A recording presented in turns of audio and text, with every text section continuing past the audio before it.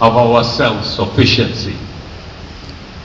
St. Croix is so fertile, it was known as the Garden of the West Indies. We have a captive market in the federally funded school lunch program. Why can't we have an agricultural initiative by beginning to supply the vegetables and beverages for our own school children? Do you see this as a program you can adapt? Definitely. The Diasi Kofel-Kanagata team will develop agriculture as one of our primary divisions. Agriculture has been laying dormant.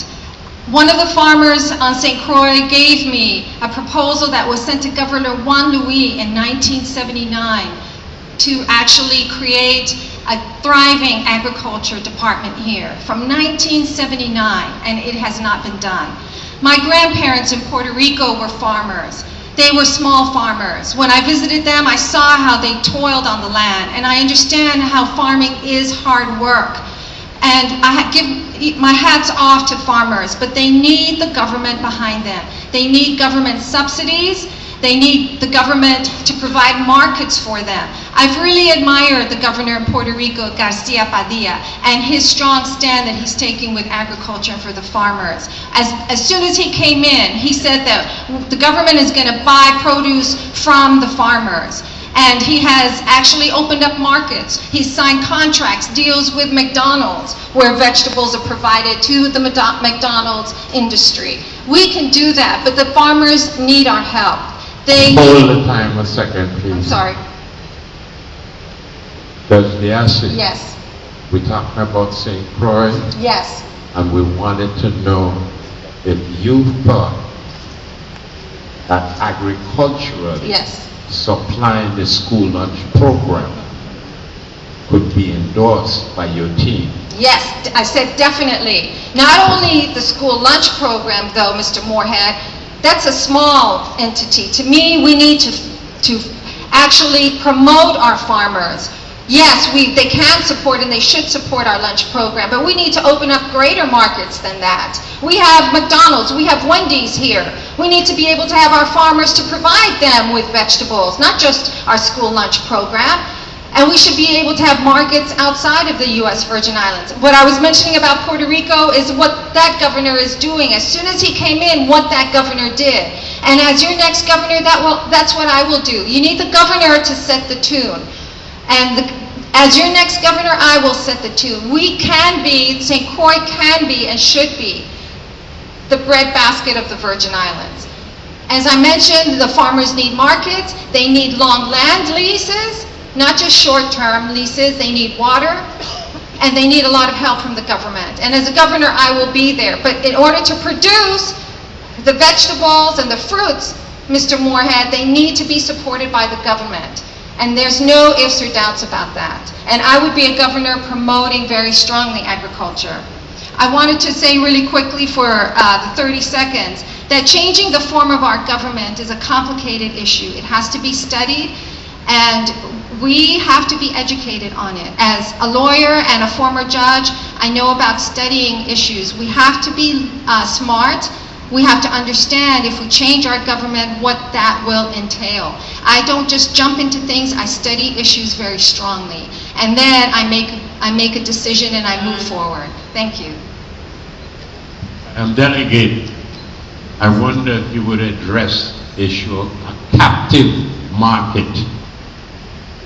Not McDonald's, not anyone else that you have to convince. A captive market.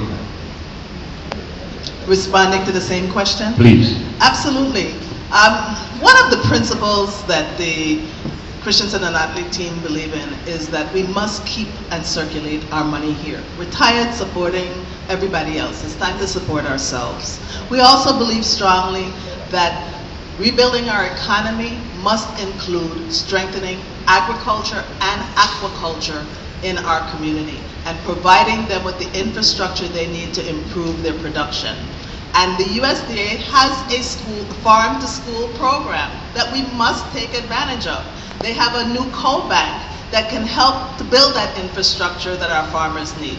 But I think not only to feed our schools, to feed our hospitals, and I think that all of the products that are made in this territory ought to be used in the territory. Our hotels ought to be using the soaps, the crafts.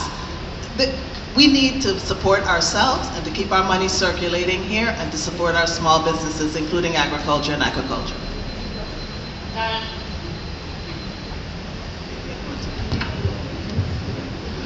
How a Ma'am Otley, how a Ma'am Potter team will accomplish. Sorry, but how a Ma'am Potter administration will accomplish what Mr. Moorhead is asking. I'm here looking at him. How we would accomplish that is the Department of Agriculture locally would change to an advocate role. One, we would form a farmers cooperative, get the farmers together. Two, get USDA and the Food and Drug Administration on board for the certification of the crops and picking and handling of the crops.